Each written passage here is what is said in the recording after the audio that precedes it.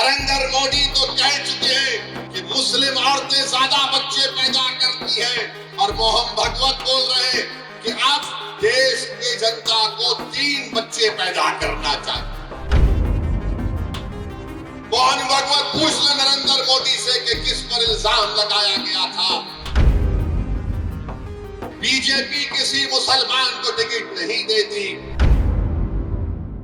मेरी आप तमाम से अपील है कि आप मजलिस की तायीद करिए। पिछली बार भी आपने मजलिस के उम्मीदवारों की तायीद की, हमको कामयाबी नहीं मिली, मगर हमारे हौसले बुलंद है, हम कभी मायूस नहीं हो सकते। मेरा काम लड़ना है, मेरा काम अवाम के दरमियान में जाकर अपनी पार्टी की बात को आपके सामने रखना है। मेरा काम इम्तियाज जलील का काम यह है कि भारत की पार्लियामेंट में हम आवाम के मसाइल को उठाते हैं। मेरे अजीज दोस्तों और बुजुर्गों, मेरी आपसे दबन गुजारिश है कि आप हमारे उम्मीदवार की तायीद करें, इनको कामयाब करें।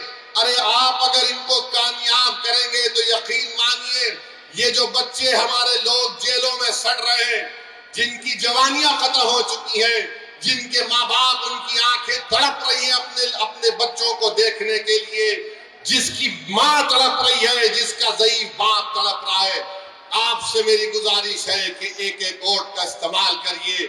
ये इलेक्शन आपको एक पैगाम देना है तमाम पार्टीज को, चाहे बीजेपी हो, आम आदमी पार्टी हो, कांग्रेस हो। आपको पैगाम अपने वोट से देना है कि देखो हम अभी जिंदा हैं यहाँ पर, हम अपने बेटों को, अपने भाइयों को नहीं भूले, हम अपने वजूद का एहसास दिलाएंगे। हम मुस्तफाबाद के विकास के लिए मजलिस को वोट दीजिए। आप देखेंगे सब दौड़ दौड़ कर आएंगे, वरना ये सब पार्टियां जानती है बीजेपी किसी मुसलमान को टिकट नहीं देती। नरेंद्र मोदी तो कह चुके हैं कि मुस्लिम औरतें ज्यादा बच्चे पैदा करती हैं।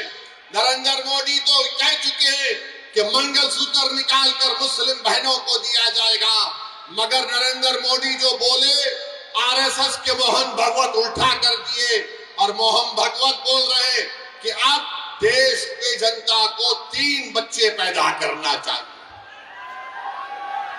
अब मोहन भागवत किसको कह रहे हैं मुझे नहीं मालूम।